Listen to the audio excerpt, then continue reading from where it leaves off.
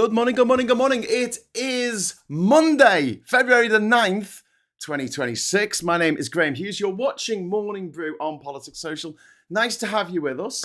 In the chat, we have got the L Butterfly Effect. We've got Gallifreyan Wren in there. We've got Plum. We've got Martin Harrow. We have got Graham Haller and Pete Dencart and Sarah Davis in there, as well as Sid and Saz and others. If you'd like to join our friends in the chat here, all you need to do is hit the subscribe button and you wait for 1 minute and you will be allowed to join in with the chat, join in with what everyone's talking about. So today we're going to be jumping straight into what next for Labour. So yesterday, the Sunday sermon was a little bit hijacked by events of the day when Morgan McSweeney, Keir Starmer's chief of staff, much maligned, justifiably, I think, he packed up his stuff and pissed the fuck off from number 10. Sorry, shouldn't swear that early on in the morning. So what next for Labour? Because the immediate situation, the Prime Minister has lost the advisor most associated with Labour's electoral strategy, party discipline, and the transition from opposition to government. McSweeney was present at every major decision point from the leadership campaign in 2020 for Keir Starmer through to the 2029 general election into Downing Street, into the decision a year ago, in February 2025, to make Peter Mandelson the ambassador, the British ambassador to the US of A. This is his exit removes both a shield and also an organising brain from the centre of government. But there's a lot of us who feel that Morgan McSweeney, he's done his dash, right? He did his dash a while ago because while he was good at identifying how to win elections. And here's the secret, right? It's not that difficult. You win elections by appealing to the middle ground. And whereas there'll be lots of people who will scream, centrist, centrist dad, centrist mum, centrist granddad, centrist grandchild, you're all centrist. Okay, fine, whatever. But the reality is, you can either appeal to the centre ground and win in multiple constituencies, enough constituencies around the country to win an election, or you appeal to your base and you win with 99% of the votes in just a handful of constituencies, the constituencies that you really play to. But here's the problem. You win with 99% of the votes in first past the post election in any given constituency. It just means that you have wasted probably about, 60% of the votes you got because you could have won it with 39%. And what you've done by appealing to the fringes of your politics is, although you have made your base rise up and say, yes, we're going to do something about this, you have failed to appeal to the common ground. Morgan McSweeney knew this. And one of the criticisms that was levelled against him was that he didn't like the previous leader of Labour and tried to get rid of him. He was unsuccessful in that respect because he didn't get rid of him even after he lost the general election. He had to lose 2 general elections and a European election and a referendum and lose over 1,000 councillors from around the country before he actually, I think it was 2,000 actually, before he actually, buggered off. And the problem is, it can work, actually, in some select circumstances. Appealing to your base can work if the opposition is in disarray, as we saw in the USA in 2024, or even in 2019 when Boris Johnson took us through the most grimmest of all possible Brexits, short of a no deal. The grimmest Brexit we could have with a deal. That's what I'll call it. And yet we've still got people like Andrea Jenkins going on the telly going, we didn't get the Brexit we wanted. We didn't get the Brexit. What are you talking about? You had an 80-seat majority. The reason they got an 80-seat majority is because the opposition at the time was in absolute disarray. Now, all things being equal, the opposition, led by Kemi Badenoch, who's not very good at it, is in disarray at the moment. And that should be great for Labour. They should be able to do whatever the hell they want and get away with it, right?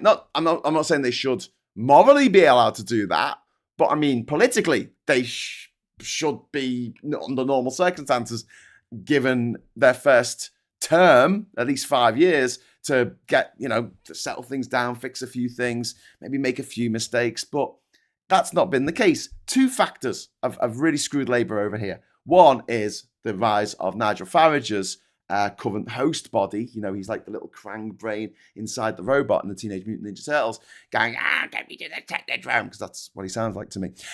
His latest incarnation, his latest party, it's taking up a lot of airtime. It's getting a lot of appearances on. Zia Youssef, who's not even MP, he's appeared on Question Time 6 times. 6 times in the last couple of years.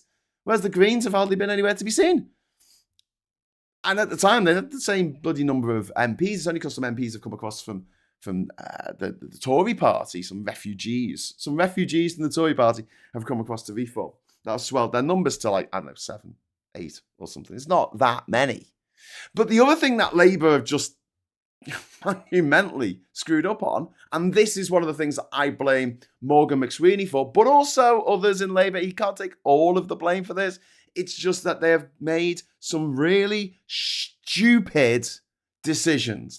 Decisions like, why did you do that? First of all, going after the 200 quid that was given to pensioners to keep them warm at winter. A goodwill gesture that didn't cover the heating bills for the mansions that some pensioners live in. But it was a welcome bonus to a lot of pensioners, 1 in 5 pensioners living in poverty. And the furore over that was something that I think caught Labour absolutely unawares. They thought, we'll get away with this one. We'll just put it in quickly. And what that did was it evaporated a lot of the goodwill that Labour had coming into office. But the other thing they did all the time, and we've talked about this a lot on this channel, it's just they would announce something without doing the proper, focus groups or research, getting the data together, doing the polling. They'll jump in with both feet and then go, this water's a bit deep. I think I'll swim out. And you're like, what are you doing? Why are you getting all your MPs to go on TV, make TikTok videos, go on YouTube and go, I support the government doing this thing. It's unfortunate, but it's necessary. It needs to be done. And then the next day they go, we're not doing that. They've done that over a dozen times now. So from outside, exterior threats, refuck. From inside, interior threats, being fucking stupid and not being very good at playing the Game of Thrones in which you win or you die, politically speaking. Actually, metaphorically, But with getting rid of Morgan McSweeney, which I agree should have happened, and we said it on the channel, we had a poll, I think, to say when it should happen. I think everyone knew that he was on his way out. So, he's gone, thankfully, sooner rather than later. But here's the problem, and here's why I thought, if it was me, I'll probably wait till after the disaster, the upcoming disaster that is the midterms. You don't live in America. It's not the bloody midterms. The by-elections. By-elections. What is wrong with me today? The by-election that's going on at the moment in Gorton and Denton. And then you've also got the upcoming May elections, where we have local elections across the country, plus we have Senate elections in Wales and parliamentary elections in Scotland, right? In which Labour is just going to get absolutely decimated. We all know they're going to face a lot of, should we say it's going to be challenging. So it'd been up to me. My decision, I would have said to Morgan McSweeney, stay on till May, and then I can get rid of you in May. Because Keir Starmer hasn't got a shield anymore. He hasn't got the lightning conductor. He now carries direct ownership of outcomes. And it looks very likely, despite Lucy Powell's letter this morning to send to Zach Balansky saying, can you please stand down, your Green candidate? I don't know if that's the best idea, Lucy, to put that in the public domain, but whatever, whatever floats your boat. Critics inside the Parliamentary Labour Party can no longer attribute missteps to an overmighty aide, a Grima Wormtongue, a Dominic Cummings-like character.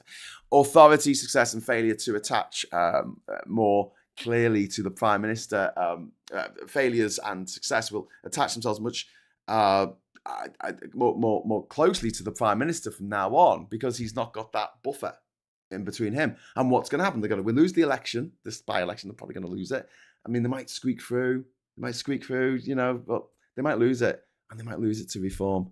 That's really grim. That's a really grim tidings right there.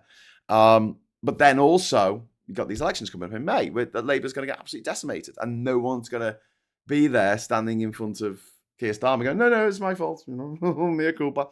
So Labour MPs divide broadly into sort of three responses. Those believing that removing McSweeney provides a necessary reset, a brand new day. And those who think the problem is deeper than personnel, and those who fear the operation has just lost its most effective political organiser. There are fans of Morgan McSweeney in the Labour Party, believe it or not. I know from the outside we're like, what the hell is going on there? But the resignation buys time for Keir Starmer, certainly, but it doesn't remove the triggers that are already in motion, as the aforementioned by-election and local elections and Senate elections and Scottish parliamentary elections. We've also got some forthcoming events, I guess, apart from the elections. There might be more documents. They might find some more stuff out about Mandelson, and also the documents that are coming out from, I know the US Department of Justice or whatever said they're not going to release any more documents, but there's still a lot to trawl through. And most people have been looking through it using keywords rather than searches for specific, rather than actually sitting down and reading the damn thing. But the other thing is that in the next week, I guess, I don't know how long the process is going to take, there's a bunch of documents pertaining to Peter Mandelson's appointment as ambassador to the US. And they've all been handed over now to the Security and Intelligence Committee of Parliament, which is a cross-bench committee that meets behind closed doors.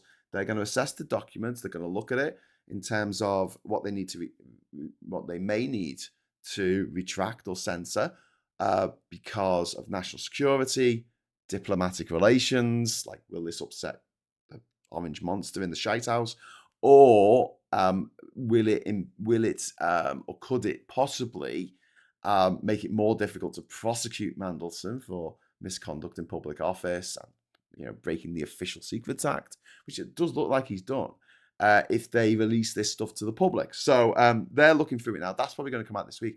There might be more damaging revelations in that for Keir Starmer. We don't know. The one thing I will say, though, and this, it sounds like some fucking defense of what Labour have done, what Starmer has decided, because the buck stops with him. He decided, he had the final say so on whether this guy was appointed, this Mandelson creep was appointed as the ambassador to the US, one of the most prestigious ambassadorial roles in the world. And but Mandelson was vetted. So there is a vetting process. And here's the thing. Do you remember Lord Lebedev, the KGB, son of the KGB guy? Yeah, remember him? Yeah. Lord of Siberia. When Boris Johnson wanted to put him in the House of Lords, the vetting committee said no. The vetting committee said he was a risk. The vetting committee said, are you fucking kidding me right now? We're effectively at war with Russia. I mean, I know it wasn't the full-blown invasion of Ukraine, but don't forget, Russia invaded in Ukraine in 2014. It blew up an airliner, MH17, causing the death of 298 civilians flying over Ukraine. It also murdered a British citizen, Dawn Sturgis, on British soil. Russian agents being told to do that, being ordered to do that by Putin at the very top. We have evidence to prove this, right? So to make Lord Lebedev, a legislator for life, that is so wrong, it's off the charts, right? The point is that the vetting committee for Lebedev said no, and Boris Johnson did it anyway, whereas for this dickhead bloody gobshite Mandelson, they actually approved. So Starmer has got a little bit of wiggle room here, depending on what comes out in these documents, because he can just say, well, look, He lied to the vetting committee. He lied to me. They said he was all right. It's their job, not mine. I'm the Prime Minister. I've got shit going on. I've got to watch the traitors. I've got to wash the dishes. I don't know what Prime Ministers do, but they've got to go and do that thing. I don't have time for this. I don't have time to investigate every person who goes for a job in my administration. We have people to do that on my behalf. I will delegate the responsibility for this. So then the responsibility lies with the vetting committee. So Starmer might well survive, but it's still a threat. It is still a threat. Black dot, thank you very much for the £5 super chat. No more Black Labour, Blue Labour, grey. Parties playing the centre ground are losing all over Europe. We need radical left politics. Greens are sucking this up. And and Ivan Ambrose there. I would like to be a fly on the wall in the meeting this evening of the Parliamentary Labour Party. It should be an interesting one. As for going for the centre ground, it worked in 2014. And also, it worked for Canada last year. Well, it's the year before now. Canada and in Australia, where, especially in Canada, which is a textbook example of the Liberal Party over there. They had an unpopular leader, so they jettisoned him just months before the election, not too long before the election, put in Mark Carney in his place, and Mark Carney rode a wave of anti-Trump sentiment that wiped out the opposition, the Conservatives, so much over there that the actual leader of the Conservative Party over in Canada lost his fucking seat. I mean, come on. So when we go, people are going more extreme from one to the other. It is a high-risk strategy. And what Labour did in 2024 was they made sure that they put people down on the ground. They looked at each constituency and went, we just need to get X men. They moneyballed it. If you haven't seen the movie and you don't know what the fuck I'm talking about, it's a movie based on true events where a guy takes over this failing baseball team, and instead of putting some, pundit in charge of team selection, he works with a statistician who looks at the average bowling and batting ability of these and how many runs they get, and they put together a team because they haven't got much money, and the team goes on to win the fucking World Series or something. I don't know. It's kind of a boring movie. But the strategy is sound. Like, look at the numbers. And this is exactly what Morgan McSweeney did, apparently. I'm sure it wasn't him alone. But instead of getting, having a leader and having policies that in a Liverpool seat that already enjoys a 59% win, that they 59% of the vote in that particular constituency for the Labour candidate, it's overwhelmingly Labour.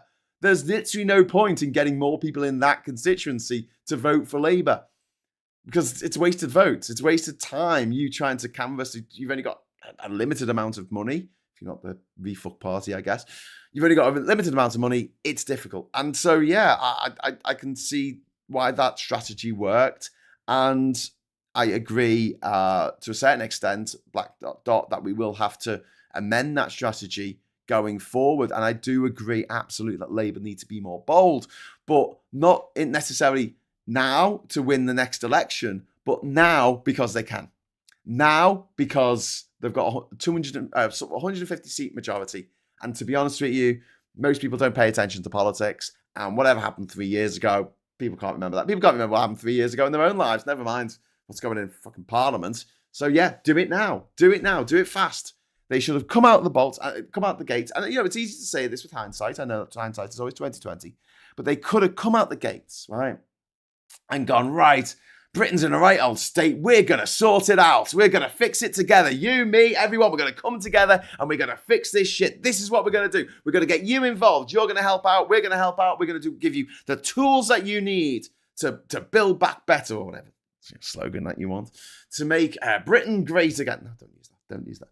But, but you know what I mean? Like, that's what they should have done, and just come out all guns blazing, saying, we're going to nationalise the trains. It's happening, and having big announcements every time they nationalise one more train company. They should have had, a press conference or whatever, and, had a celebration where they ripped down the old the livery and replace it with Great British Railways. Put some fucking flags up. They love fucking flags around here. Bloody hell.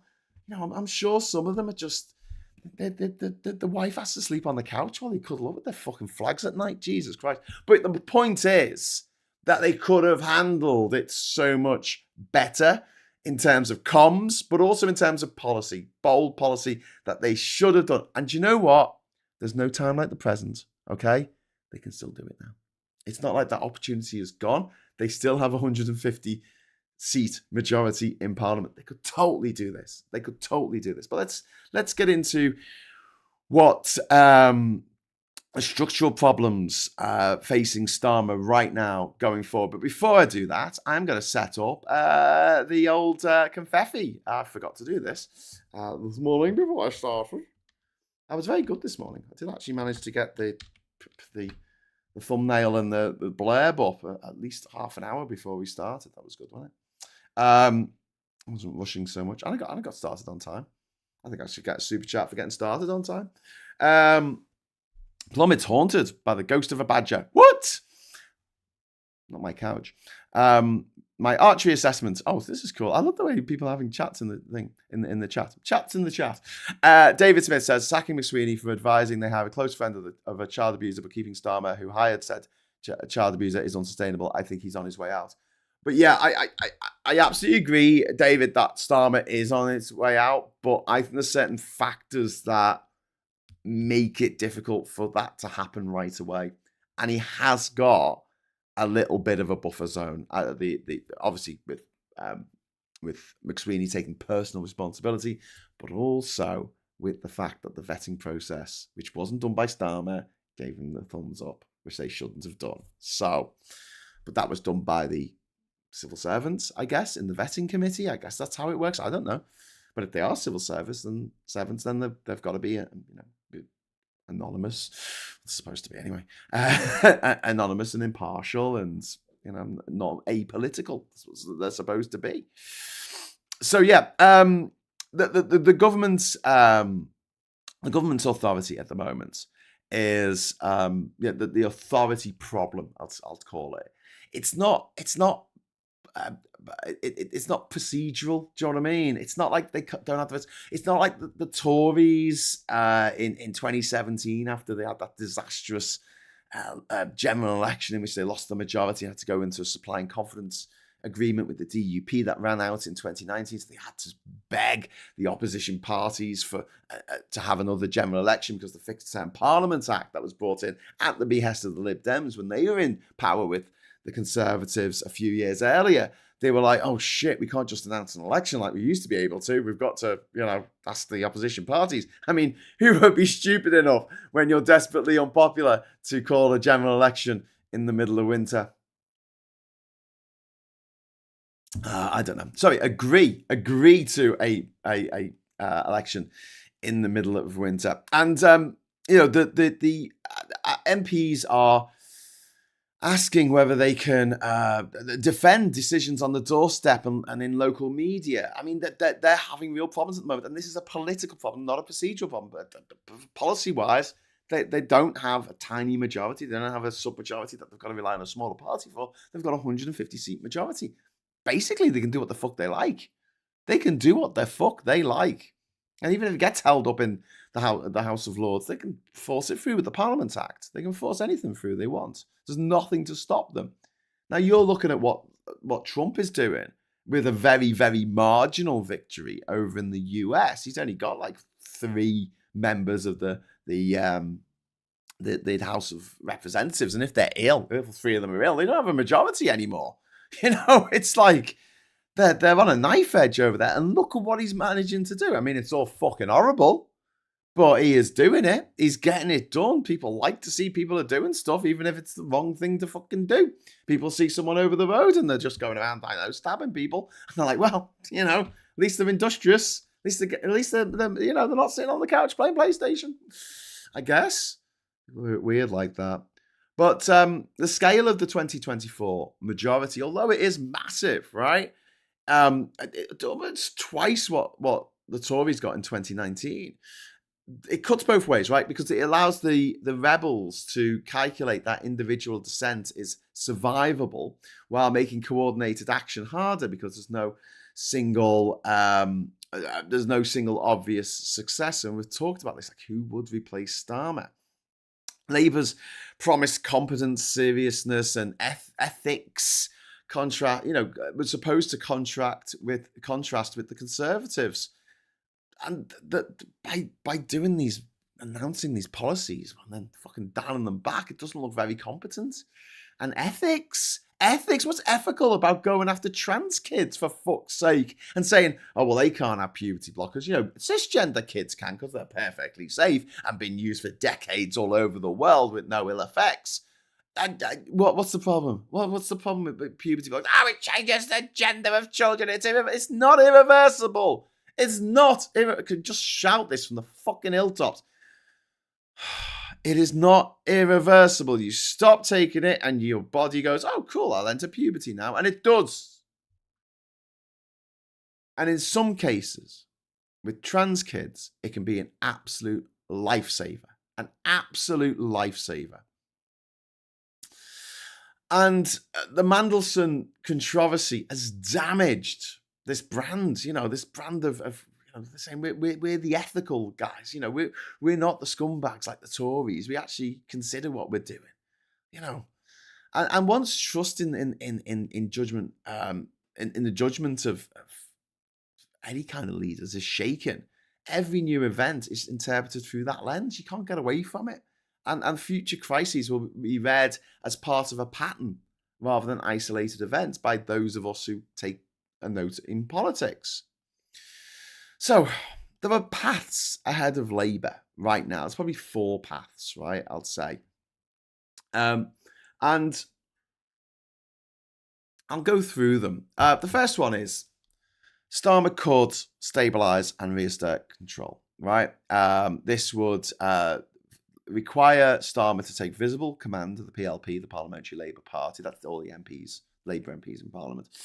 MPs must feel that meetings are decisive, that communication is clear, and dissent is being heard rather than managed. I think they should be having weekly meetings with the PLP.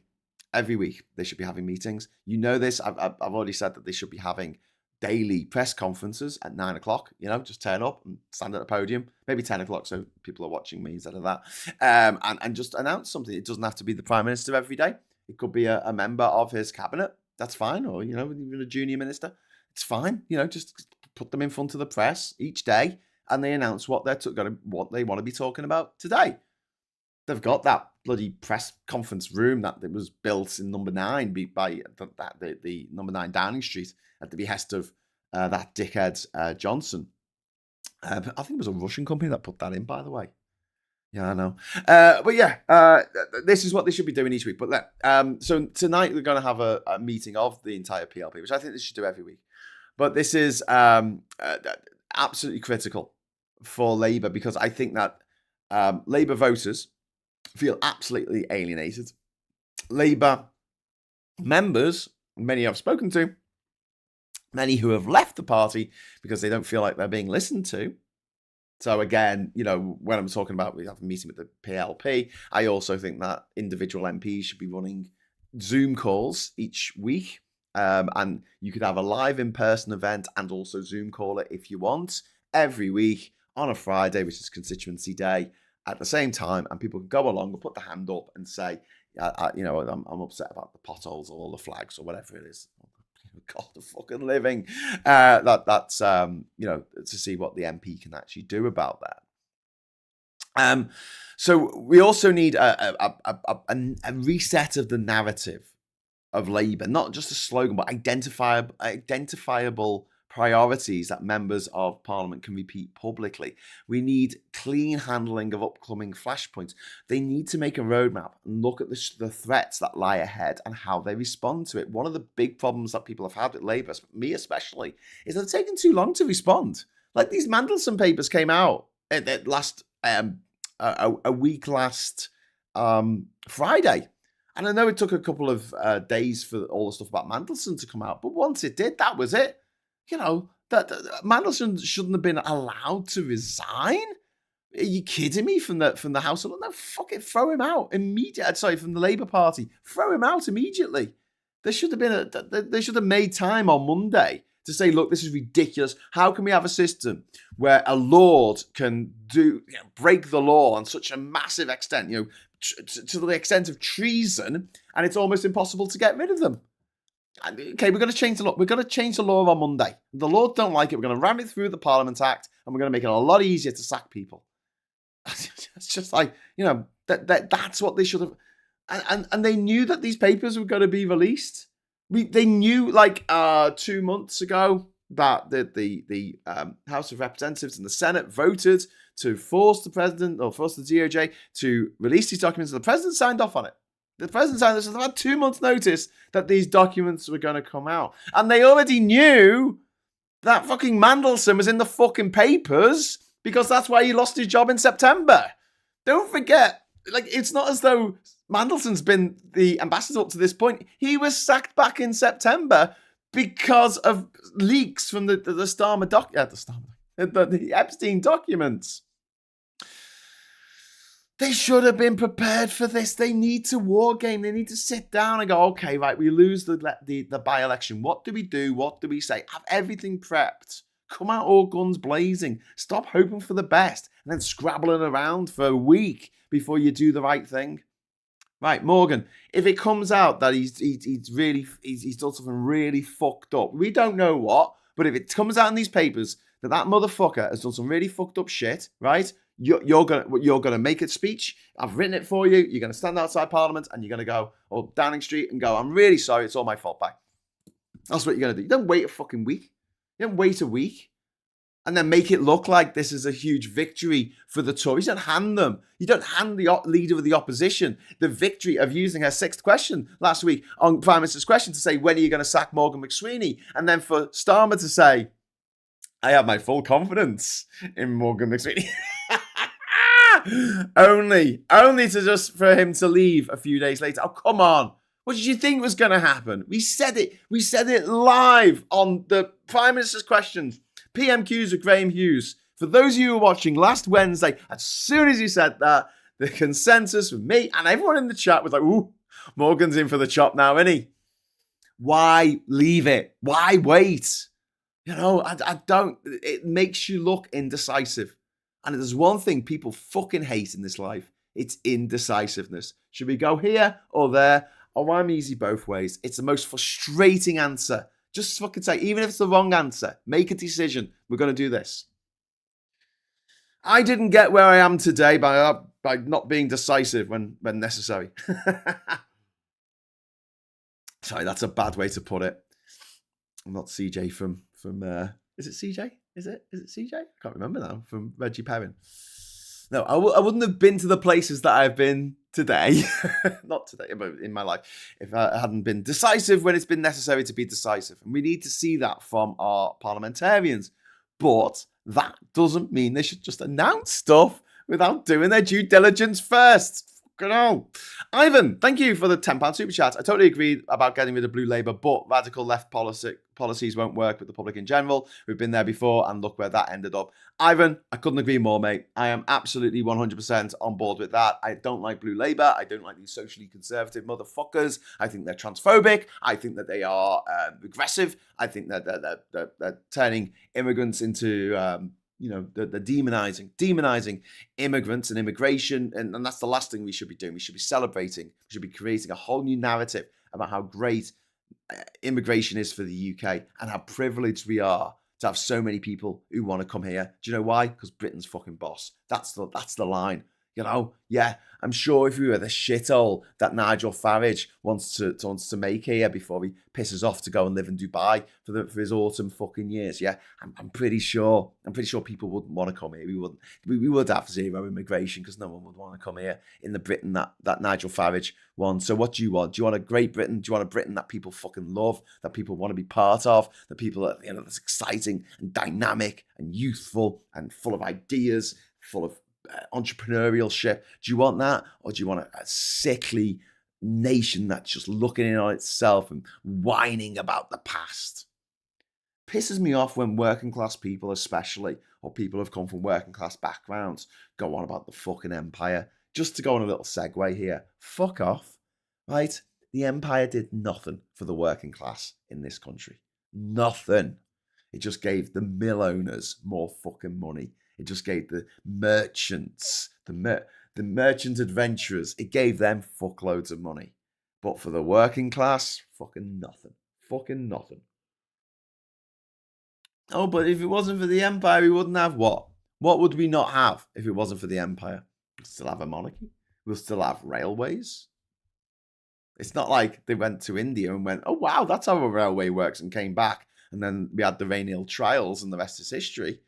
That's not how it worked. The stuff that empire bought us, we looted a bunch of treasure, priceless treasure from around the world. And we looted raw materials. We looted tea and silver and saffron and whatever the fuck we could get our hands on. We looted it. We looted people. We went to West Africa. We went to the slave coast and we looted people. Took them over the sea to a place they didn't know. Ripped them away from their families. Half the people on that bloody passage died. It was really grim. It was really fucking grim. And yet people in this country, the working class in this country, were still being sent down mines, were still dying at the age of 40 from black lung, were still working in factories made of asbestos. It did nothing for them. It did stuff for the aristocracy, of course it did. Stop defending the empire. Unless you did very well out of it because you come from a slave-owning family, of aristocrats, like the fucking Drax family, Richard Drax. I think Ian Fleming named the villain out of Moonraker after a member of that family, because one of the things that Ian Fleming liked to do as a little joke in his books is in his James Bond books, he liked to name his villains after real people that had fucked him off in the past. So I think Drax, I think maybe Scaramanga, but also definitely Auric Goldfinger. Goldfinger was the name of an architect, a brutalist architect in the 1960s or 50s and 60s, and Fleming fucking hated him. And that's why he turned him into one of his villains. Do you ever go to Tottenham Court Road? You know that building, Centrepoint, piece of shit building, yeah? Stood empty for 20 fucking years, that building. Stood empty at the top of Tottenham Court Road. Just falling apart, and no one wants to move in there. It was fucking grim. Yeah, that was Goldfinger. That was one of his. Anyway, yeah. So back to the politics. We need like I say, we need a roadmap. We need clear handling of upcoming flashpoints. No surprise leaks, no reversals, no perception of dithering, being indecisive, or being, coming out with a policy and then backtracking on it. That's being indecisive. And we need more strong public performances. Okay? I know, what do they call politics? Showbiz for ugly people. That's why I'm here. But they need more media appearances, commons exchanges, regional visits to show confidence and clarity of a vision, which isn't happening at the moment. We need, we need expectations of this Labour Party, which are down in the fucking doldrums right now. We need to raise those expectations and meet them. And any further stumbles at this point with Morgan McSweeney gone, I think that not just the Parliamentary Labour Party, not just the government, the Parliamentary Labour Party, and the members, but also the general population it takes a cursory glance at politics now and again, does expect improvements to be seen immediately, that they can make, and they can blame it. Well, why was that done a bit shit? Even if it wasn't his fault, fuck it, he's gone. Lay all your blame, lay all the blame on him.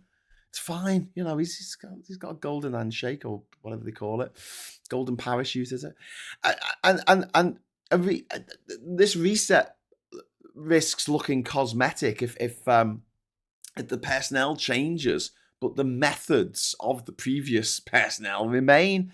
And critics will say that nothing fundamental has changed. And authority must also be rebuilt amongst MPs who already feel bruised, already feel marginalised. And there is a risk that private anger of these MPs might not dissipate simply because one divisive figure has departed. But, you know, there is this issue, and this is the other path. You know, if Starmer doesn't take this opportunity to sort of make it a good reset of Labour, you know, brand new day, the other path is to limp on for no other reason than no successor is ready to take the role, take the mantle of PM. And perhaps there's no one who really wants to right now. Maybe they will after the May elections. Maybe they will in a couple of years' time when things settle down. But at the moment, with Trump in the White House, you know, at the height of his powers, doing all kinds of crazy shit and getting away with fucking murder, literal murder, on the streets of Minneapolis. Who would want to be ready? Wes Streeting was the guy who was waiting in the wings, but he's been fucked by the proximity to Mandelson. You know, there's loads of pictures of Wes Streeting and Mandelson thumbs up together. He's become politically tainted by all this. One of the knock-on effects of the release of these documents that show, or seem to show, allegedly show, that Mandelson was handing over state secrets to a convicted paedophile. So his leadership ambitions are they've gone off a cliff now. Angela Rayner retains the support across sections of the membership and the parliamentary party, but you've still got the unresolved scrutiny of her tax affairs. She didn't pay stamp duty on a house that she bought for her son, who suffers from what is it? He has health problems, let's say, and she bought it thinking that it was in his name and that would be fine because it was his first house. He wouldn't have to pay stamp duty because she paid for it. She should be the one paying stamp duty. By the way, Nigel Farage's girlfriend got an £800,000 house in Clacton, and she never paid any stamp duty on this because she paid for it out of her own money, even though she was working as a waitress. Yeah, make that one make sense. But we're waiting on a judgment by HMRC about how much Angela Rayner needs to pay in stamp duty. And as soon as that happens, then she'll pay it and move on. Don't forget, this is the same HMRC that found that Nadeem Zahari owed £5 million in tax. So the 30 grand that Angela Rayner might owe in stamp duty is, you know, it's not insignificant. That's more than I earn in a year, but still, it's like compared with what the Tories did. But yeah, so who's the other contender? So Wes Streeting got off a cliff because of Mandelson, as associated with Mandelson. Angela Rayner waiting for tax affairs to be sorted. We don't know when that's going to happen. Third contender, Andy Burnham. He's not an MP. He's not an MP. And recent manoeuvres have probably limited any kind of quick routes back to Westminster for Andy Burnham. And because none of these three contenders can move cleanly, MPs may tolerate the Prime Minister longer than his approval ratings would otherwise, you know, permit. I mean, God, poor old Starmer. I feel, you know, there's a part of me I feel a bit sorry for him. It's not his fault he is the way he is. You know, he looks like a rabbit in headlights, and you know, he talks in a very John Major-esque way, and he just wants to explain what the problems are. And when he tries to sound really, really genuine, like, you know, I just want to talk to you all, you know, person to person about the thing that we want to do while you're all falling asleep. Well, can you wake up, please? I've got important announcements to make, and I care so much about you all. You're all very precious to me, honest. Right, go away, Roger Irrelevant. Bane Legends! You are a legend because you just dropped £5 in the super chat fund. He won't, but Starmer should use this excuse to go after all the corruption, the revolving door between Planeteer and MOD donations, media law. Yeah. Do you know what Planeteer got into our fucking NHS? They said they'll do it for £1, didn't they? They said they'll do it for £1 to get there, to get in. And once they're in, they're embedded. They knew they'd be embedded, and then they can whack the charges up and steal all our data. Urine affecting officers. You vote Yuri for PM. Oh, mate, yeah, absolutely. That's got to be done. Boosh. We have so Starmer might just stay on just because there's no ready successor to take over. But there's perils here, without decisive renewal, government begins to look paralysed. He looks like a lame duck, a dead man walking. You don't want a prime minister who looks like he hasn't got the confidence of his party, never mind the electorate.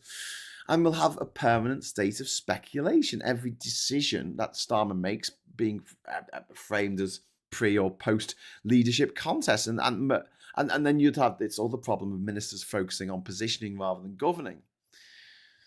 Then we've got the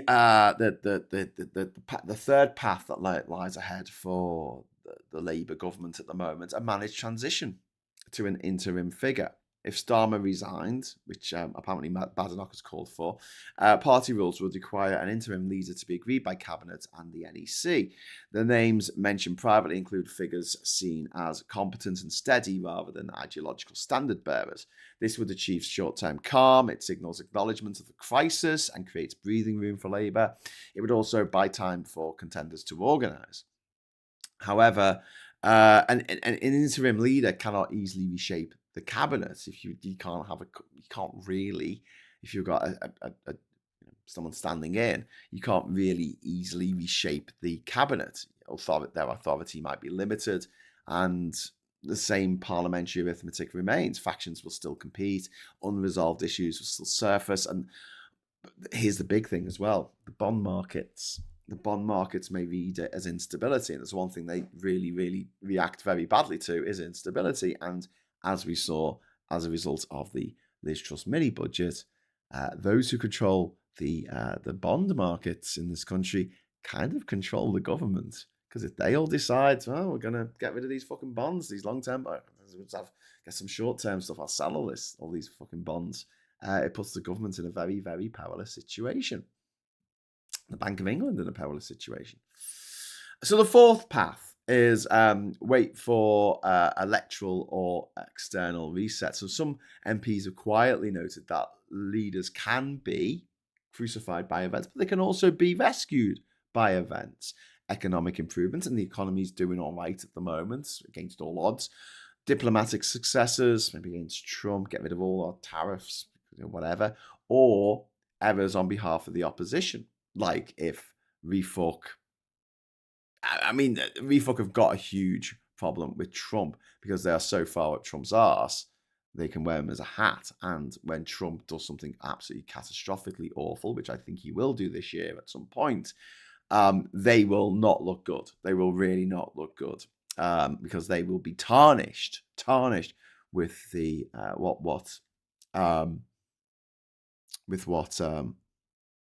that rat man, that orange rat man over in the White House now, the Shite House, has done.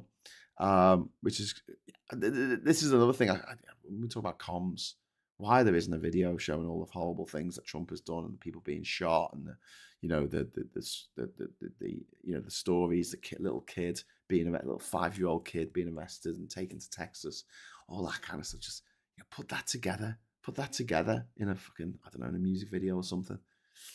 And just say, look, this is the future that Refuck wants. Go hard, go really fucking hard, make it really upsetting. That's what I would do. I don't mean graphic violence, obviously, but make it so that if the millennials who are now parents themselves send this video through WhatsApp or Facebook to their parents who are thinking of voting for Refuck or vote for Refuck, might make them think again. But the perils in waiting for events to balance in Labour's favour. There's difficulty there, I mean, Starmer can argue that he's got an electoral mandate. He certainly has, and he has built some really good international relationships. He really has. I can't knock him for that side of his policies. There's a lot of decisions I can knock him for, but that's not one of them. But the perils of this is it's a passive strategy. It's not it's not taking the bull by the horns. It's waiting for luck. It's waiting for serendipity. It's not control. You don't know what's going to happen. And upcoming votes could deepen the crisis, particularly if Labour perform badly in the current by-election that's going on in Manchester, and then does badly in the May elections. And then we've also got the Mandelson documents, the continued risk of this, because the fact that the release of these documents are pertaining, this is nothing to do with Epstein. This is pertaining, well, it is in a way, but this is pertaining to his appointment as ambassador last year. Material may appear in phases. The disclosure is out of Number 10's hands now.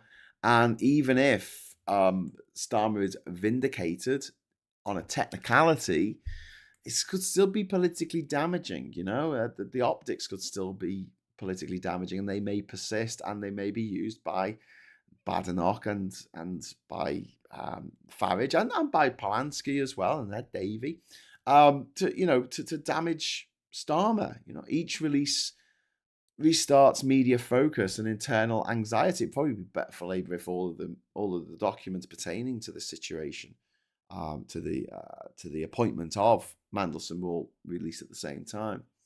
But then you've got the fact that it kind of hamstrings them in a way. It hamstrings Starmer because he doesn't know what in the documents they're going to release. However, he will know what's in the documents because he was there. He was in the room that it happened. So if he's absolutely confident that it will be fine, like he was when he had his beer, and the Tories were like, "Oh, we should lock him up in the Tower of London." He had a beer, and he was like, "No, if I've broken the rules, I will step down as leader of Labour. I will," because he was leader of the opposition at the time. "I will step down from my role," because he was absolutely supremely confident that as a lawyer he would get away with it. I mean, if he's that confident, he should say today.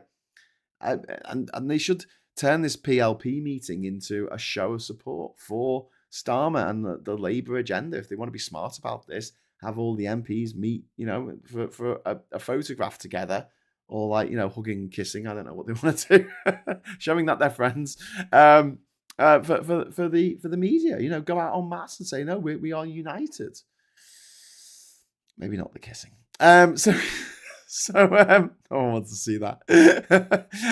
But yeah, the government might be tempted to say, we're going to wait to see what the Intelligence and Security Committee say, what they come out with, what documents they release.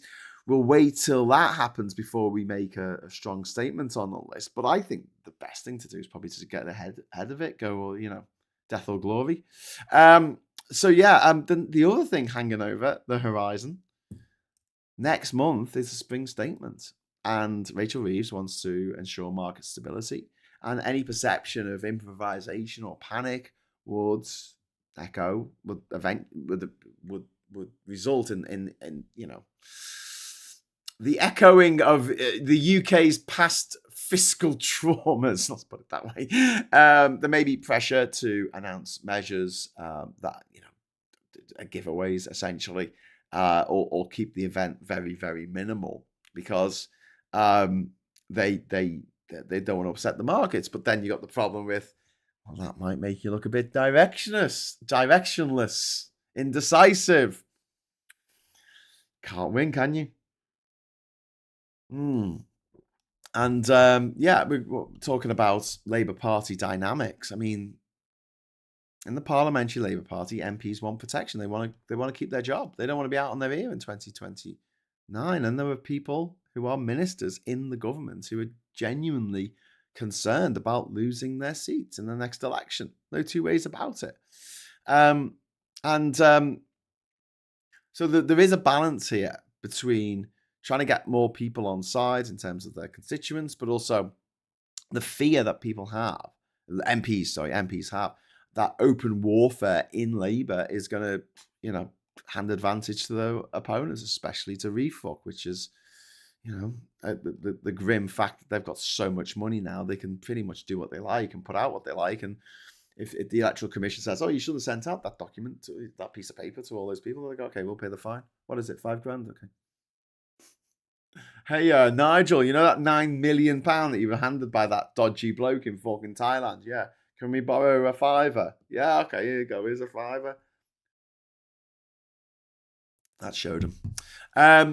So yeah, recovery has got to look like polling stabilizing rather than sliding. It needs to Labour need to get on top of their indecisiveness. They're changing their minds all the time. They need to get on top of public leaks.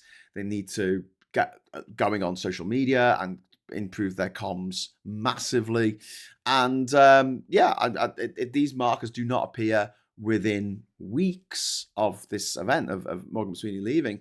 And it just stays as business as usual. Labour are in for an absolute hiding, not just in May, but in any upcoming election, up to and including the 2029 general elections. A general election, there's only one. But the choices are, right now, there's four paths. They can rally behind Starmer and hope his performance improves, but it has to. That's one path. That's the path I think they're going to take. They can replace him quickly and accept the turbulence that will come from that. But then we've got the issues that I've just laid out. The best people for the job, possibly, or the people who want the job, which I think is crazy. Why would you want the job? Wedge Streeting, difficulties because of Mandelson. Angela Rayner, difficulties because of her tax affairs. Andy Burnham, difficulties because he's not an MP. The replacing him quickly could be difficult. Delaying the change until a stronger candidate is viable, a third path to Labour and having an interim leader. I think that's probably the weakest path of all of these. I think that will cause more problems and it will make Labour look really shit. I think we've got 6 months of an interim leader who can't really shuffle around cabinet, and everyone knows they're not really in charge, and there'll be a lame duck from day one. I don't think it'll be a good idea. And finally, the path, which I think is the most fucking stupid, which is to hope external events alter the political weather. And as we've seen for the last 6 weeks of no sun, you can't actually alter the weather, because that way madness lies. Saz, thank you very much for the £2 super chat. That is very, very kind of you. Upset the pork markets. Trust must hear of this. Pork markets!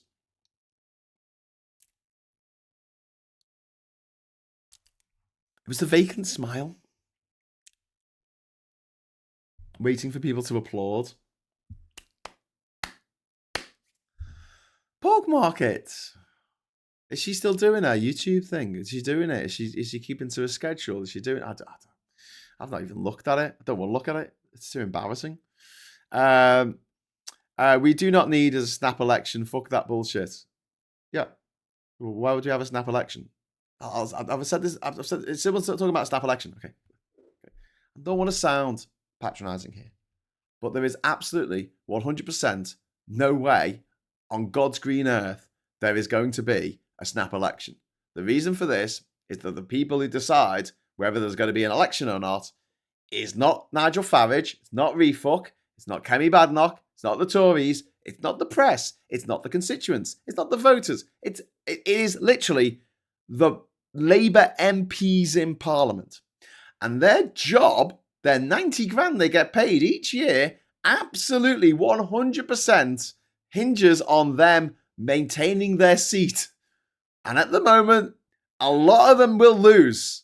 As polls stand, a lot of Labour MPs will lose their job. It is the dictionary definition of turkeys voting for Christmas. It will be Labour MPs voting to lose their own job and having to go get a job elsewhere after just 2 years of being a Labour MP in a really, really unpopular Labour government. That's going to look very good on their CV.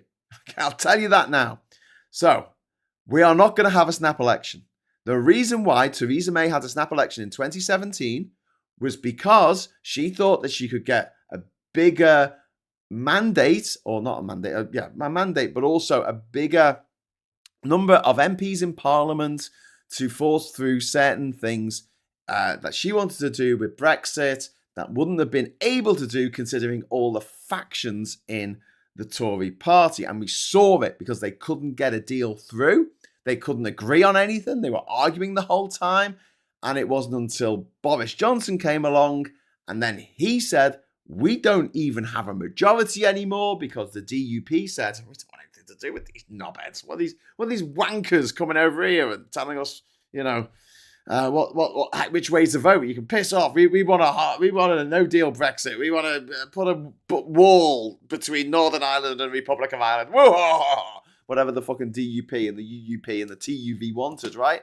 Whatever the fuck they want. It's a fucking crazy motherfuckers. But whatever they wanted was a bit too much. So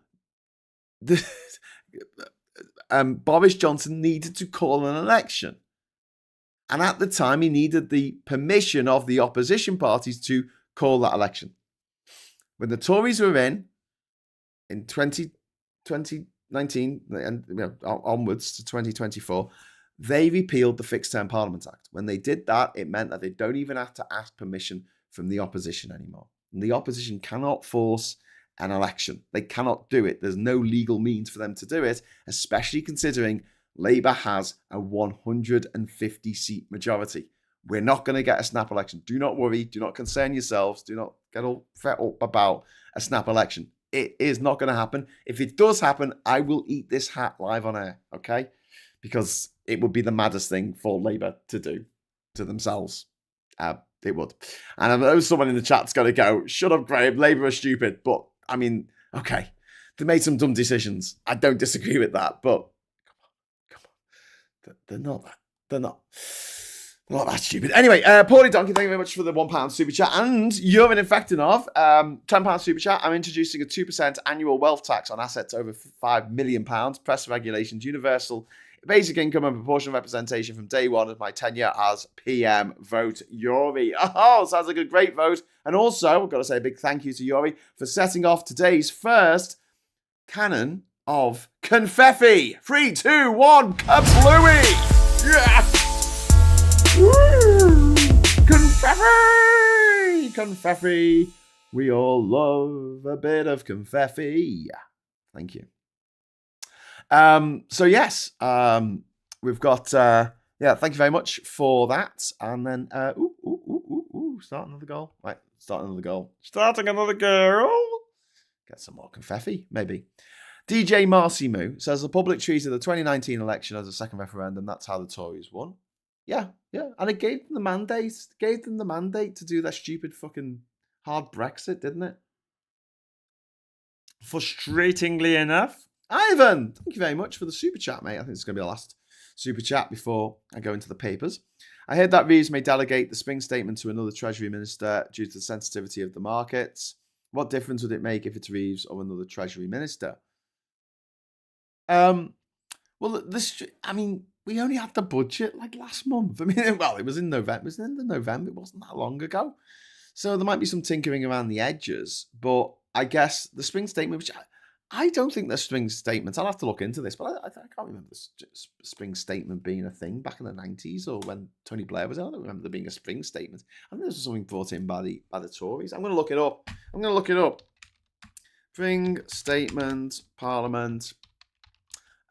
When did it start? When did we start doing that? Spring statement, March 2018. There you go. Introduced by Chancellor Philip Hammond in 2017 as a part of a shift in the fiscal calendar.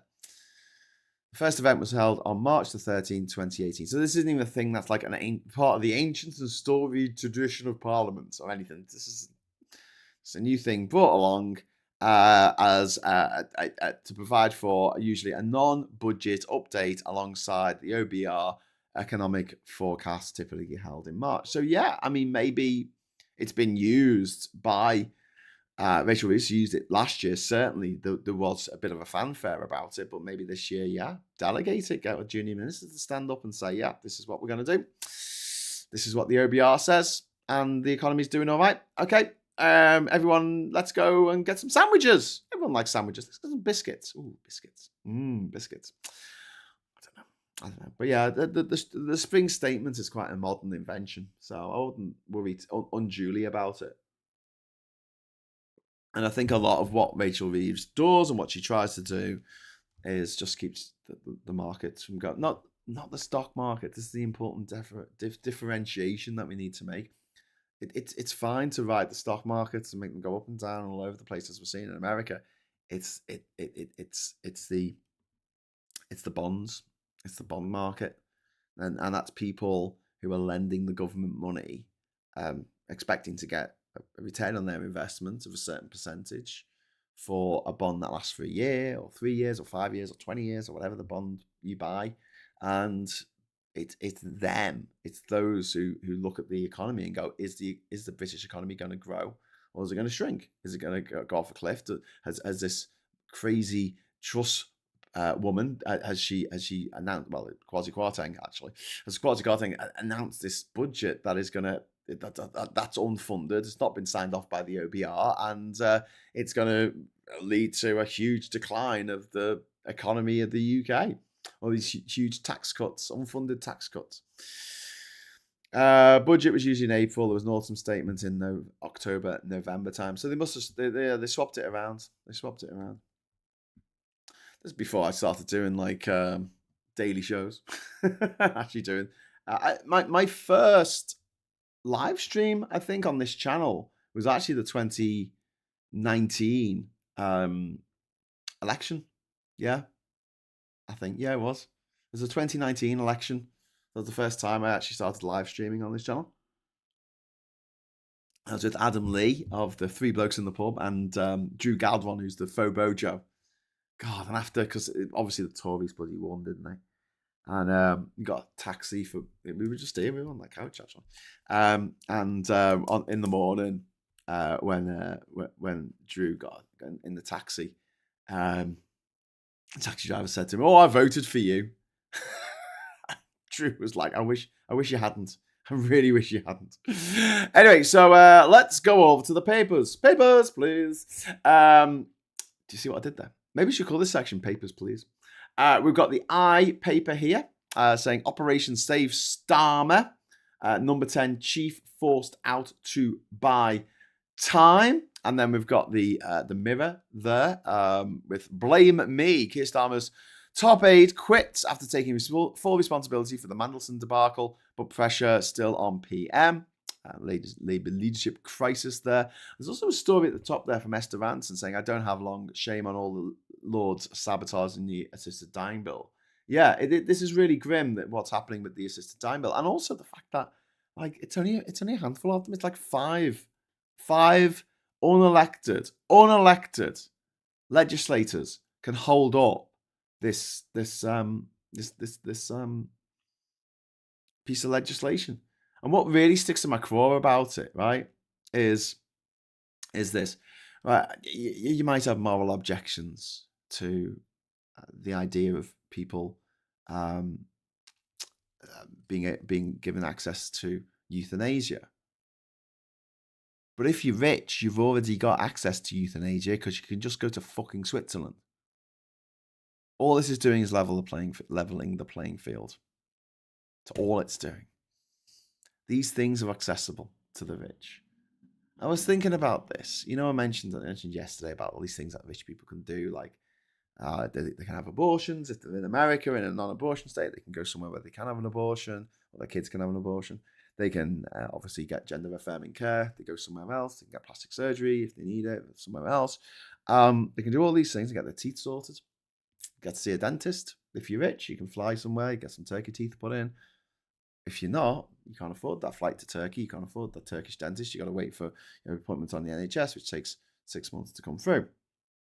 So yeah, this is another one of those. It's totally, if you are rich, you can do that. And if you're rich, you can go into TV. You can become a presenter. You can become an actor. You can become a director or a screenwriter. And Richard fucking Curtis, and you could be every fucking one you can be every single actor in his films. If you're not rich, if you're not born rich, fuck. All this is doing is leveling the playing field. I mean, imagine this as well. When I was younger, if you wanted to watch a film that was banned in this country, and a lot of films were. There were 88 video nasties that were banned in this country in the 80s. Right? If you wanted to go and watch them, if you were like me growing up, in the suburb of Liverpool, afford to go to another country and watch it, you know. But if you're rich, you could. You could jump in your private jet, fly to Cannes and watch the movie that people in this country weren't allowed to watch because it was banned in this country. How mad is that?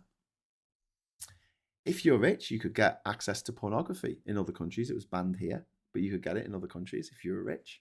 If you're rich, you can go somewhere where prostitution is legal. That's what you want to do.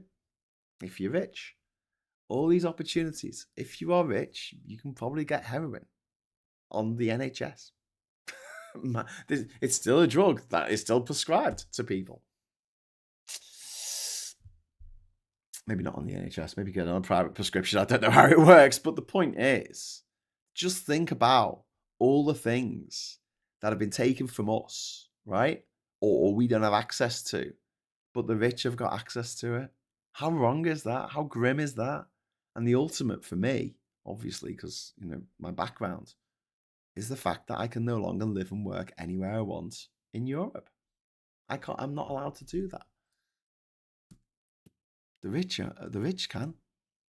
The people who've got the money, they can go and live anywhere they want in the world. In the world, they've not taken that right for themselves. And I might make a video at some point where I just list all the things you can do if you're rich, all the things that you can't do in this country if you don't have enough money, but all the things that you can do if you have the money to go and do it, historically and to this very day. And all that refuck want to do is take away your rights, your ability, your social mobility. They want to take it away because for these cretins, these nepo babies born with a silver spoon up their arse, it's not enough for them to win. All of us need to lose. Anyway, back to the papers. Blame me. The Thames here. The Thames? What the fuck is wrong with me this morning? The Times. PM's top aide quits over support of Mandelson. Times calls for all to get lessons on investing. Daily Mail here. Epstein, the toxic fallout. Why Charles must now apologise to Epstein's victims. How long can Starmer cling on? Sakia's chief of staff resigns over Mandelson scandal. Kemi, PM, never takes responsibility for terrible choices. And look who's ready for a close-up on the steps of number 10. There's Angela Rayner there. She's got a new hairstyle. It looks the same as me. I can't. I'm not very good at telling the differences between different hairstyles myself. Ivan Ambrose, you lovely person. Thank you so much for the super chat. If you're rich, you have much more chance of becoming a politician. I have that financial barrier as well as the disability barrier. Yeah, it's another thing to add to the list, mate. And also mental health support. If you can afford to pay for private psychology, private therapy, private psychiatrists, you can get it. Also support with addiction. If you can afford to go to the fucking Priory, you can go to the Priory. Most of us can't afford to do that.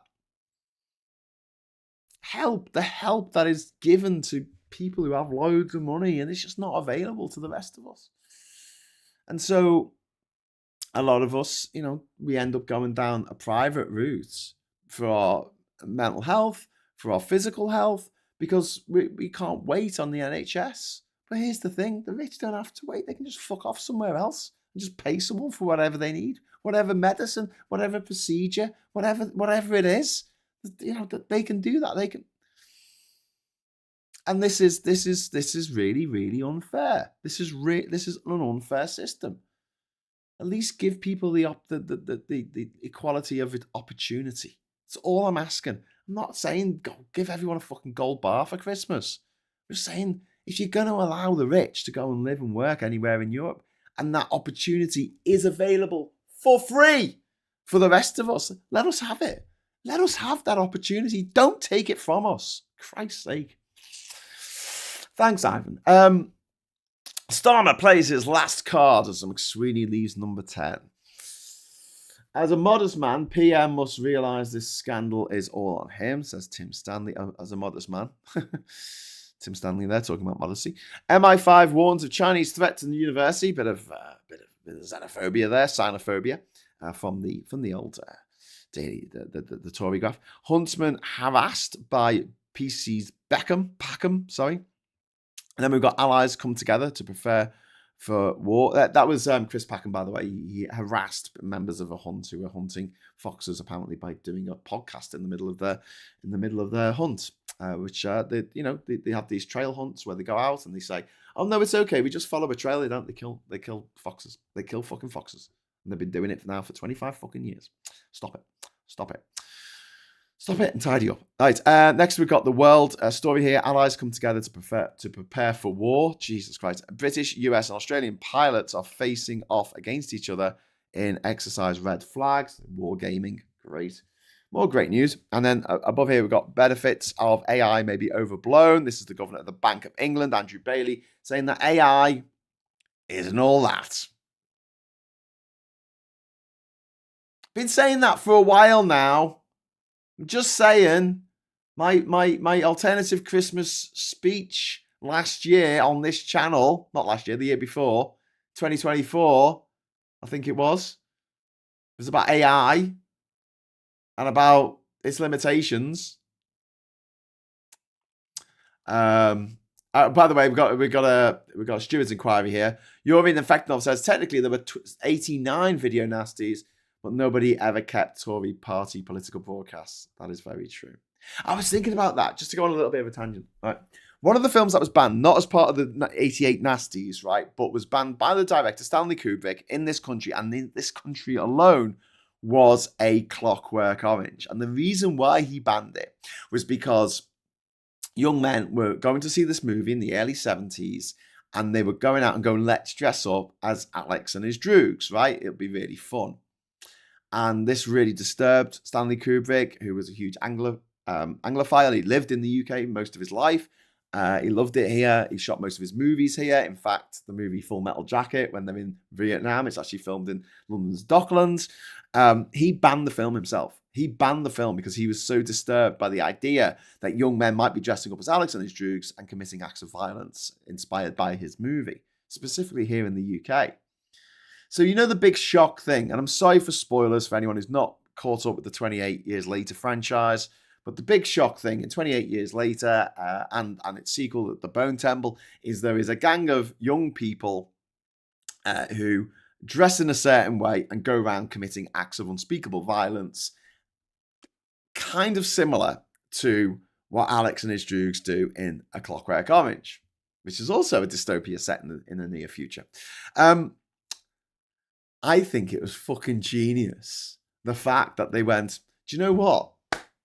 Let's get them to dress as Jimmy Savile. Because literally no one in this country is going to do that. No one is going to dress up as Jimmy fucking Savile and go around being a dickhead, right? But it kind of backfired because apparently there's people in America dressing up as Jimmy Savile to go and watch 28 Years Later, The Bone Temple. Someone needs to tell them. Somebody needs to tell them. Ivan, thank you very much for the £10 super chat. Graham, I have to pay to go private, as you know, but unlike the rich, you can always afford it. For me, it takes so much money, but the NHS is not there for me for my mental health. Yeah, Ivan, I know you're in that situation, and I think it's just absolutely heartbreaking that for someone who's got shitloads of money, it's nothing to them.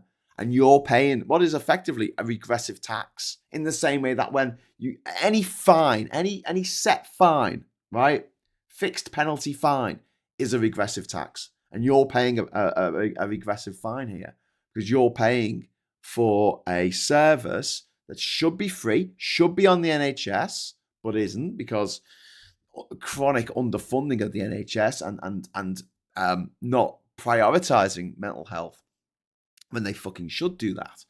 And also the fact that, like, you know, for the rich, it's nothing. It's nothing for them. If you're Nigel Farage and you're earning £1.5 million a year, what's a few hundred quid? What's a few hundred quid on a counselling session for the guy who was the pilot in the plane that you crashed in? It's nothing really, is it? What's a £50 fine for parking on the fucking pavement for someone who's driving a Maserati? It's nothing. It's like someone coming up to you and going, "Can I have a penny?" What do you want a penny for? Oh, you've been very naughty and I want to punish you. Oh, okay. Here's the penny. And the most frustrating thing is when you get these big tech companies like Meta and Google, Alphabet, and um, Musk's X and XAI, they get a fine. And then they just argue about it. They get this big headline fine. You'll see the fine in all the newspapers. Musk told to pay £500 million fine. Oh wow, that's a lot of money. £500 million. That's a lot of money. No, it goes to the courts. Gets whittled down. And in the end, it's probably about, 17 million. And it's not even paid by the company. It's just paid for by the company insurance. Because all these big companies are insured against being sued, but also they just see this as, oh, well, we're being sued by the British government. We're being sued by the EU. So we'll pay it out from the insurance fund that we have. No skin off their nose. For decades, we've had these fucking water companies in this country who have polluted our rivers and said, oh, I'm so sorry. It's a terrible thing that we did, polluting that river. And the environment agencies, or the government, or the EU have said, oh, you're very naughty for polluting that river. Here, have a fine. And they've gone, oh, don't do it again. And they go, okay. And they get the fine. They go, this costs less than fixing the problem. This fine costs less than fixing the fucking problem. What do you think they're going to do? Do you think they're going to fix the problem so it doesn't happen again in the future?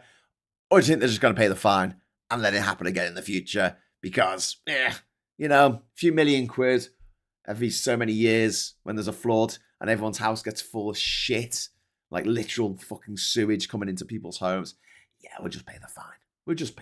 What? Who cares? Who cares? Damn, you got lucky ginger. Who got lucky ginger? Odd decision concerning news. This is from Chris. Government on track to lower minimum age for train drivers to 18 for Great Britain. This is a damn good reason why under 21s shouldn't be allowed in the driving seat. Oh, is there? Why not? Explain. We have 18-year-olds in our army and they get to drive tanks. 17, you can drive a car. Car theft is an interesting case because the insurance is happy to pay for the 100,000 plus payouts when a fraction of that could be spent on policing to hire 2,000 police to stop car thefts. Yeah. The insurance industry makes an absolute fucking fortune. I've had cars. I've bought second-hand cars. The car costs less than the insurance. Fucking crazy. What a time to be alive. Okay, so the Express here saying, Starmer's days numbered as key aide resigns. We've got the Star here. Madge's material goals. Madonna, football fan Madonna. She's gone to see some football. That's nice. We've got Starmer fights to regain control over party after McSweeney exit. Yay. We've got Mahmood pulling up drawbridge on refugees. Shabana Mahmood, whose parents migrated from the UK to the UK from Pakistan, is facing accusations from a veteran Labour peer that she is pulling up the drawbridge on the issue of refugee children. And obviously this is Alf Dubs, who was I think Alf was a refugee during the Holocaust, and he came to the UK aged just 6 years old, fleeing the Nazi persecution of Jews. So he feels very, very strongly that we should be helping people out. We really should. So the other papers are just basically retread to the whole PM's top aide resigns over a Manderson catastrophe in the Metro, and they've got the Independent saying Starmer's chief of staff quits over Mandelson scandal. So there's that. But I want to just go over to the Financial Times here, the FT. I'll take you over there because we've got some different news on the front here. We've got, first of all, we've got at the top in the blue there, we've got Germany's painful estrangement from the US, which is to do with Trump and being a dickhead. Bitcoin is still around $70,000 too high. That's how much it's worth at the moment, I think. So, it needs to come down to basically nothing because it's all, it's a wish coin. It's got no basis. It's got no material basis. It's not like you actually have a banknote that says, "I promise to pay the bearer." It doesn't have it's not a lump of gold. It doesn't have a mark on it to show that it's genuine. It's got nothing. It's got nothing. You know what? It's hopes and dreams. It's the currency of hopes and dreams. But yeah. Have you seen that ICE agents haven't been paid for months and their 50k sign-up bonus is spread over 5 years, taxed to hell, and they're liable for paying it back if they leave in those 5 years? Yeah, it's all a con. It's all a con. It's really grim because a lot of the ICE agents are actually Hispanic themselves, Hispanic heritage who came across into the US. And there's a couple of things factoring into that. One of them is the fact that, that they need the money. And the second one is that they think that if they join ICE, them and their family won't be targeted. Didn't expect the leopard to eat my face. Starmer battles to save premiership after top aide McSweeney steps down. We've got a story here. Luxury suite success for top hotels. Super rich travelers pay record prices. The world's most expensive hotels are charging record prices as wealthy travelers splash out to access to amenities such as hyperbaric, oxygen therapy, and sound baths, defying a slowdown in the broader luxury sector. Do you know what? I fucking hate this timeline. I fucking hate this timeline. There's people with too much money. There's too many people with too much money. Loan debt is a problem for Labour as well as students. A political awakening is happening and amongst a generation of graduates, it says here on the left here. Alarm bells in Westminster are ringing. Around 8.7 million people have outstanding loans, student loans, and freeze on salary thresholds. And last budget means that graduates will have to repay thousands more to reduce them. This could be a problem for Labour in the polls. Why would I trust a government that missold me a loan when I was a child? Asked one disgruntled graduate. But here's the thing. Those type 2 loans, type 2 diabetes loans, or whatever the fuck they're called, I came out in, what was it, 2012, was it? 2013? Yeah. That wasn't under a Labour government. That was under a Tory government. That new style of loan came in. Hashtag just saying. Ollie's streaming right now, waiting for a speech from Starmer outside number 10. Ooh, should we go over to that? Okay, wanna watch Starmer's speech. I'm sorry, I feel like I'm stealing Ollie's thunder here. You have a choice. Do you want to watch Starmer's speech? And then we'll have this as a poll. Sorry, I don't know why I said it like that. I don't know why I said it like that. I must be going a bit special in my old age. Right. Start a poll. There we go. Starmer about to do the speech. Do you want to watch the speech? Let me know. Let me know if you want to watch the speech. And I will get that sorted for you. Thank you very much for the super chat there. Martin Harrow, Starmer about to do a speech. Yes, 94%. Well, I'm nothing if not swayed by debate. So I will go over to the BBC page. BBC. And I will look this up for you. Here we go. Channels. I'm guessing it's on BBC News. BBC to the BBC. To the BBC. It's people talking now. Should do a joint live with Ollie. Yeah, one campaign, that would be a really good idea, but it would require a little bit of prep. And I'm not that smart to actually get that sorted in time. I'm sorry. So at the moment, we're going to keep an eye on this, but the BBC are just faffing around by the looks of things. Let's see what's on the Parliament channel. That's John Sweeney talking. Let's see what's BBC One. Someone skiing. Okay, so we're going to go back to the BBC. It's just animations at the moment. Okay, so while that's going on, we will go back over to the papers. And I'm going to pop this in my ear so I can hear when things happen. Someone talking about psychology. I'm going to end the poll now. We've got 90% say yes, we should watch Starmer's speech together. Okie dokes. This could be a resignation speech, as the timing would be right for him to speak to the king first. Just click approve. I pray this is resignation, getting the fuck out of there, as well as his Val cabinet, apart from Miliband. I'm going to be very surprised if he quits. He's not resigning. I bet anyone a fiver, Graham. I'm not going to take that bet. Lost Missionary says, I really hope Starmer doesn't go. It's the last thing the country needs yet.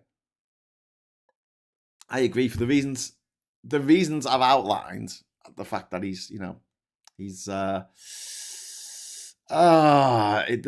no apparent successor. I think that's the biggest problem right now. Okay, so we're going to just head over to the papers for a little bit more of the papers. We've got the briefing here. Ease borrowing rules for big projects, Reeves urged. Then we've got AI funding race begins. Then we've got Warner Brothers deal probe. We've got gas is no laughing matter. Britons are using so much nitrous oxide or laughing gas that for recreation that explosions caused by the containers are increasingly shutting down plants that convert waste into energy. Jesus. We've also got Warsh AI claim in doubt. We've got the top academics in Snap FT poll have dismissed a claim from Kevin Warsh, Donald Trump's pick for Fed Reserve Chair, that an AI-induced productivity boom will allow rate cuts. AI's all hype. It's all hype. Don't believe it. It's the new NFTs. Winter Olympics hit. Italian Premier Giorgia Meloni has lashed out at the enemies of Italy after the Winter Games' first full day was marred by rail sabotage and clashes between police and protesters. Then we got NatWest in wealth push. The bank is nearing a £2.5 billion takeover for Evelyn Partners, one of the country's biggest wealth managers. And then we got Dahl Chocolatier retreats. Prestat, the upmarket chocolatier, said to have inspired Roald Dahl, have shut its main London store after 124 years, reeling from high cocoa prices that pushed it towards administration. That's really grim. That's really sad. It is really sad. McSweeney was a big part of the problem. Starmer is still a problem. Yeah, but just click approve. Who replaces him now? I mean, realistically, think about this for a moment. Angela Rayner can't because of the tax affairs. She's still waiting for a statement from HMRC. And also, Andy Burnham can't replace him either. So that just leaves Wes Streeting. And I really, really do not want the autopilot from Airplane to become the Prime Minister, not least because of the damage he's done to my friends in the trans community. He can really fuck off. There were 17 NOS canisters around this car park. That's how sad I am. Continued them waiting for the stream to start. Counted them, while waiting for the stream to start. So apparently Keir Starmer's to speak with Labour MPs. I'm not getting anything here to say that he's actually going to be making a statement outside Parliament, but I guess outside number 10, sorry. Thank you very much for the super chat to Saz. Thank you. But yeah, we could replace him with pork pie with a sign stuck in it saying, "My father was a toolmaker." That would be quite fun. Let's see what's happening now. And then I'm just seeing if we've got some more info coming in. They just seem to be talking. Are you sure? Are you sure that he's going to be making a speech? I can't actually find. I can't find this where he says he's going to be making a speech. I assume 10:30, but it's late now. Statement from Royals and Epstein. Labour MP criticises. That's Clive Lewis there. Starmer will be trying to show up support for his premiership. Time to step aside when the advisor becomes a story. Prince and Princess of Wales deeply concerned by latest revelations in Epstein file. Okay. Starmer took terrible decision to appoint Mandelson. It's unclear what Starmerism looks like without McSweeney. It is sensible for the UK to keep. Is it sensible for the UK to keep changing prime minister? Padnock asked. It's happened a lot over the last 10 years. I mean, last 10 years we have 5 prime ministers. That is no 6. 6 prime ministers we've had, haven't we? Yeah, because we had Cameron, May, Dickhead Johnson, Truss, the fucking Rachel, what's his name, Rishi Sunak, and Keir. 6. If we have 7 MPs, 7 PMs, sorry, 7 PMs in a stretch, that's kind of crazy.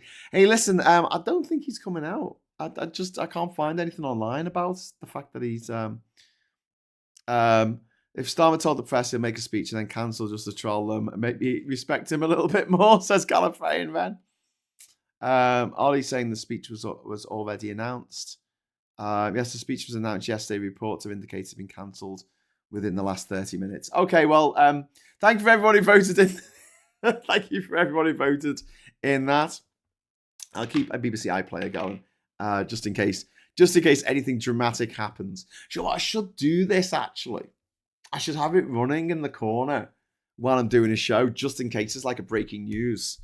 And I can go, oh my God, Trump has dieted. And we can all celebrate with a bit of confetti. Why do they put that jelly in the pork pies? I don't know. Keep them moist.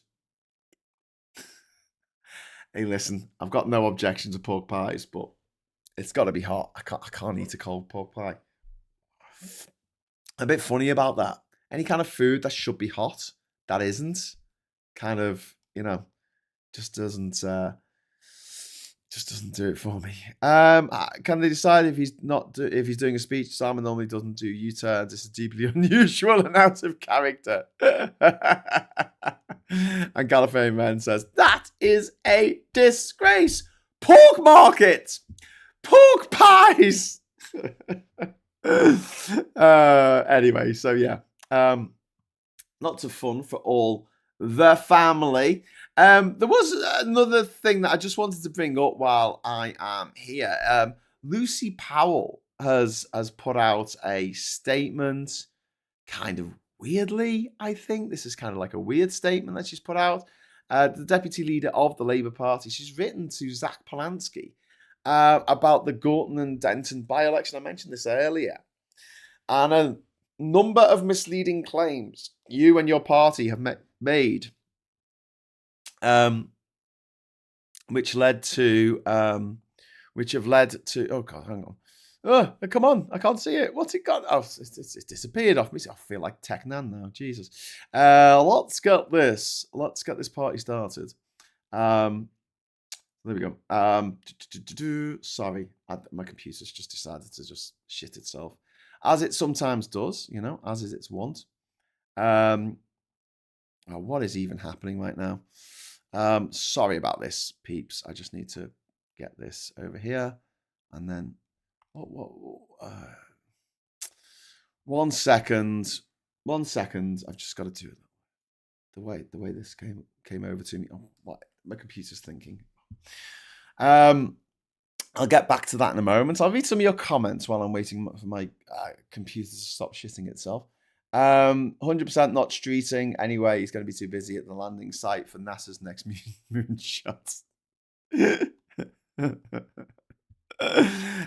Sheffield TV, you look at the Guardian live feed, expand it to explain it. It shows how long previous MPs resigned after their advisors. Oh, that's interesting.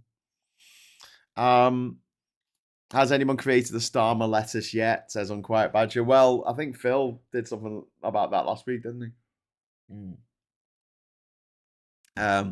Trust still minted, thanks to us. Yeah, we paid for that. Oh my word, what is even happening here? I don't know. I was trying to get this document sorted so I could see it properly and I could read it out to you, but for some reason, the reason being that my internet hates me. Well, Adobe hates me. I'm supposed to have this thing on Adobe, but what I'm going to do is I'm going to put it there. It's going to cover the chat. I'm sorry it covers the chat, but You will see. You'll all see. You'll see the documents will come up at the side. I'm not going to read it all because it goes on a bit. But the gist of it, the general. That's a thing. A word they use when they use is bird watching. I think. I don't know. Anyway, here we go. There you go. There's the letter there. Sorry, it needs to make that a bit bigger so it actually covers the thing.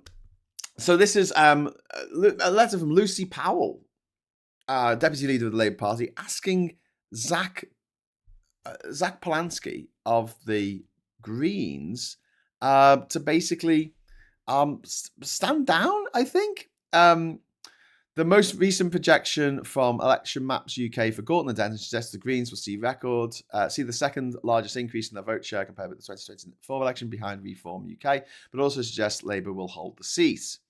Your claims that most respected academic Professor Rob Ford agrees with you are also not true. So she's going on about the fact that they can't win in Gorton and Denton. They're most likely to take votes off Labour and hand refuck the seat.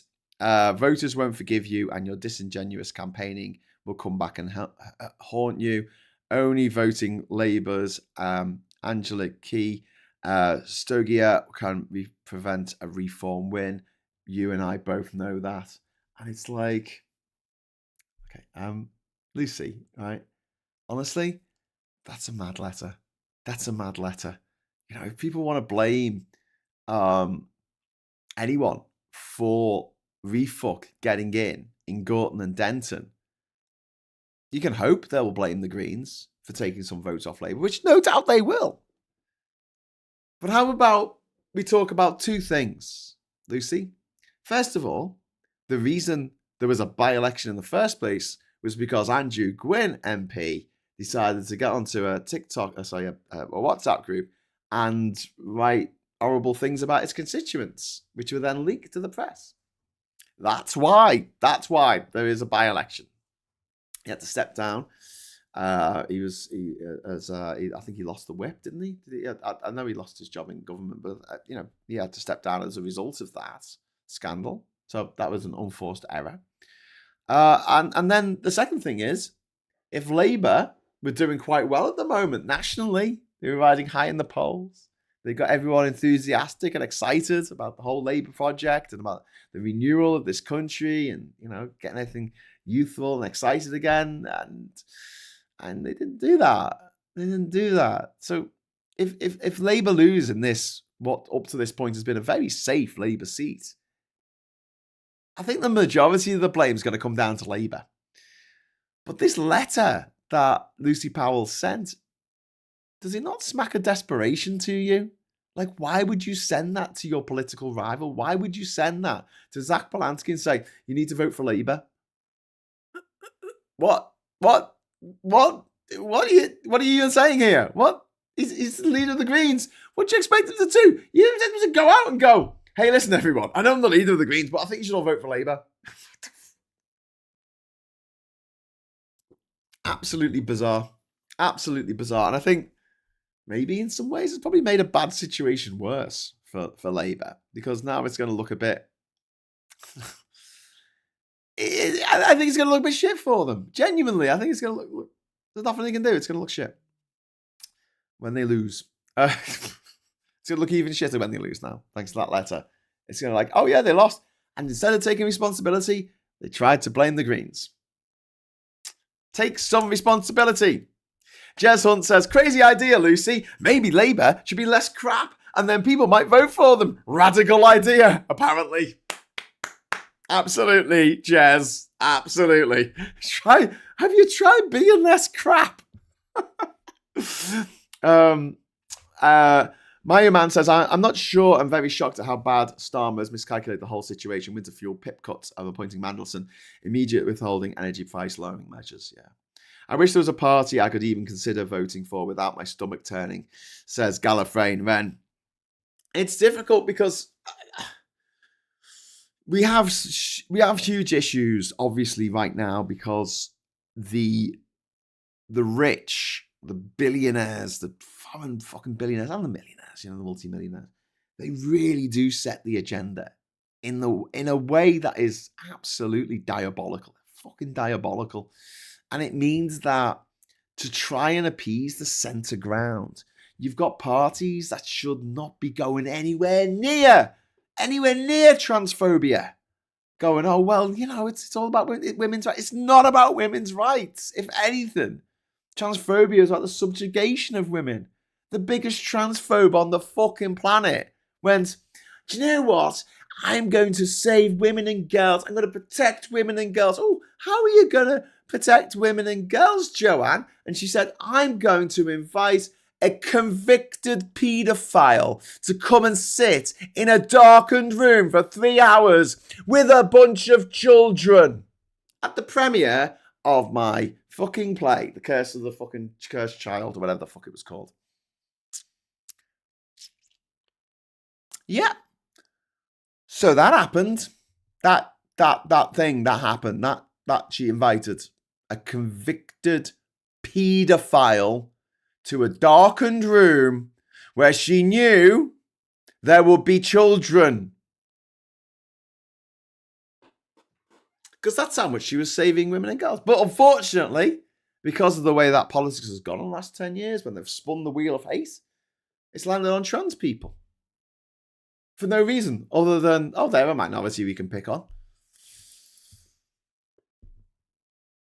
And so, yeah, this is the world in which we've inherited, and it's horrible. It's disgusting, and it needs to stop. And Labour need to make a stand and stand with our trans sisters and our trans brothers, and make them and people who are non-binary, and make them feel welcome in not just in the fucking Labour Party. You want to join a political party? That's just shit. You just make them feel welcome in life. Make them feel accepted. Make them feel valid. The last thing you want is to make a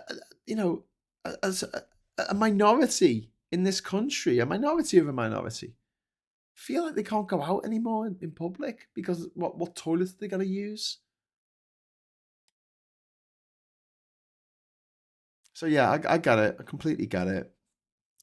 And all parties have got problems. I think the Greens drive me up the fucking wall sometimes because they're like, oh, yeah, we want a green revolution.